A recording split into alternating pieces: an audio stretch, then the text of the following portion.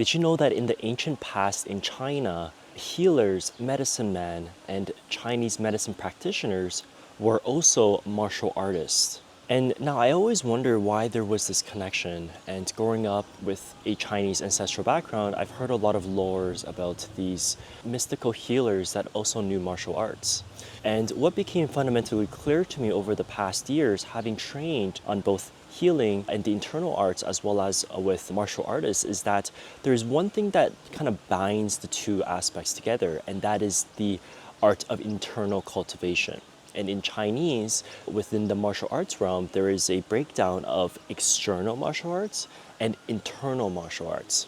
So when a practitioner cultivates internal martial arts, they're developing aspects of internal energy that is quite transferable into the healing arts, into medical Qigong. Why is it important now for an energy healer and for a Chinese medicine practitioner to also learn the internal aspects of martial art? Now, the benefit that I saw from training with martial artists in the internal arts is that as a healer, the natural tendency and why people go into healing is that they have a very soft personality. They're very receptive, empathic, and sensitive. This is a great skill to have, and really the reason why they got into it is because they can already empath with their patients. They can already feel the patient's harmonies in the body, and so they can intuitively know ways of how to work with the patient's body so that they can heal themselves. And this is really the art of medical Qigong. There's a lot to be said on that alone, but now the skill that these sensitive healer types are really lacking is this more so the pure yang essence. And that quality is really developed through the martial practice, and it's the quality of conviction, the quality of confidence. But in the energetic realm, it is having the right energetic boundary so that you're not absorbing the crap, you're not absorbing the toxins and the energetic waste of the patients that you end up helping out. It's to have your own conviction and to have your own boundary. And especially when you work with the subtle energy fields and you're working with entities and you're releasing specific entities and conscious psychosomatic patterns within the patient themselves.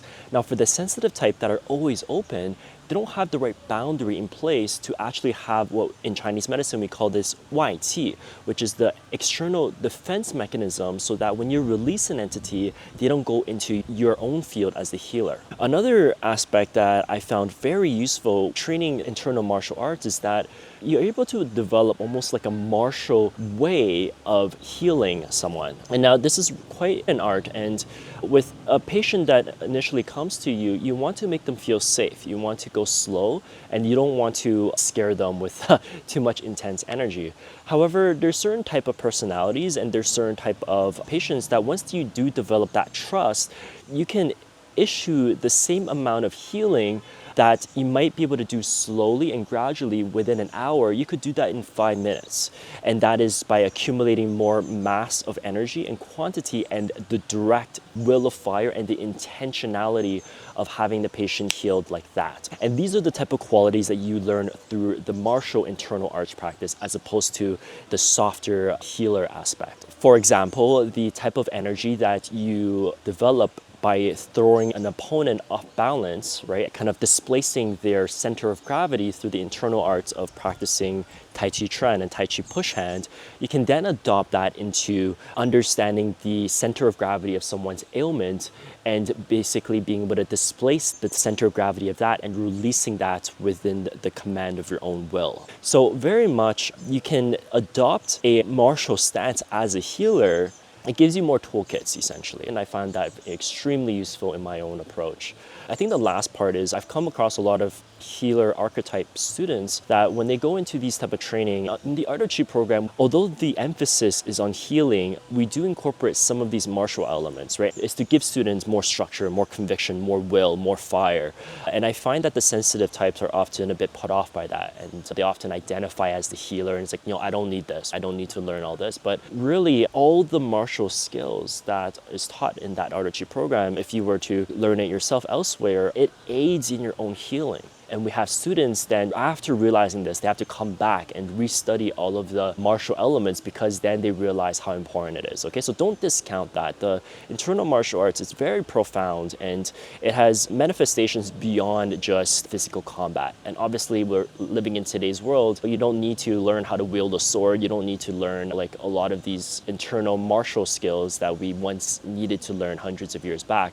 However, those skills are still very much transferable in your everyday living, how you hold yourself as a person, cultivating the fire element, the martial element, because sometimes you have obstacles that you have to face, whether that's in business, in life, with your deep relationships, that you have to adopt that warrior stance. So it's good to work on that archetype. It's very important. So with that said, I hope that gives you a perspective on where the warrior mindset and the martial mindset connects with your own path as a healer, whether that's you're healing your own internal issues, which also requires conviction, where you're issuing healing for your loved ones and for your community. So if you have any questions about this topic, drop us a comment below, like, and also follow us to learn more about how we are synthesizing the ancestral wisdom of the East and the West into our own healing modality through the art of Qi and through Wisdom Tree Institute, and also creating a roadmap towards ascension. So hope to hear from you shortly, and we'll stay in touch. Take care now. Bye.